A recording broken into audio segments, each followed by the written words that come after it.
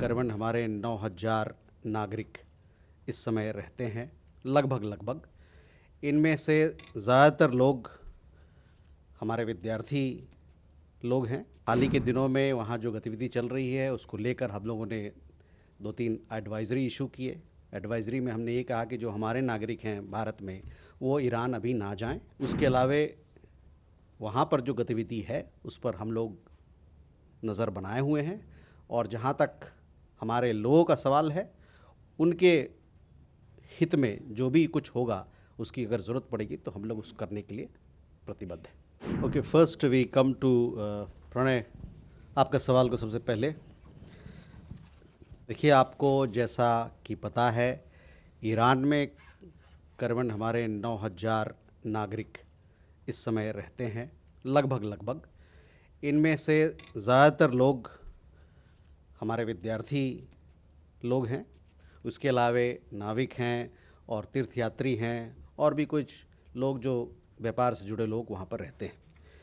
हाल ही के दिनों में वहाँ जो गतिविधि चल रही है उसको लेकर हम लोगों ने 2-3 एडवाइज़री इशू किए। एडवाइज़री में हमने ये कहा कि जो हमारे नागरिक हैं भारत में, वो ईरान अभी ना जाएँ, और जो भारत में वहाँ जो हमारे भारतीय नागरिक रह रहे हैं, उनको कहा गया कि आप देश छोड़ने का जो भी मीन्स है, अभी तो कमर्शियल फ़्लाइट्स वो भी उसका भी रास्ता अभी है, तो वो सब लेके लोग वहाँ से निकले।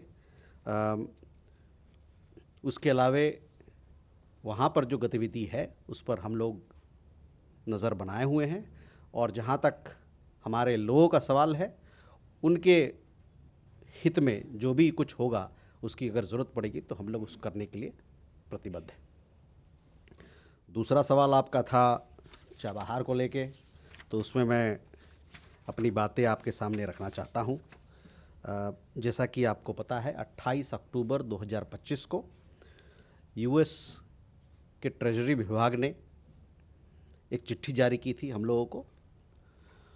उस चिट्ठी में उसमें अनकंडीशनल सैंक्शंस वेवर की बारे में जानकारी थी, और ये जो अनकंडीशनल वेवर है, जो सैंक्शन वेवर हमको मिला है, आपको पता है जैसे कि वो 26 अप्रैल 2026 तक वैध है। हम इस व्यवस्था पर काम करने के लिए यूएस पक्ष के साथ बातचीत कर रहे हैं। Now yes, before you wanted to come in, I actually knew that there was a need for this. We have around 9,000 Indian nationals in Iran. They are mostly students,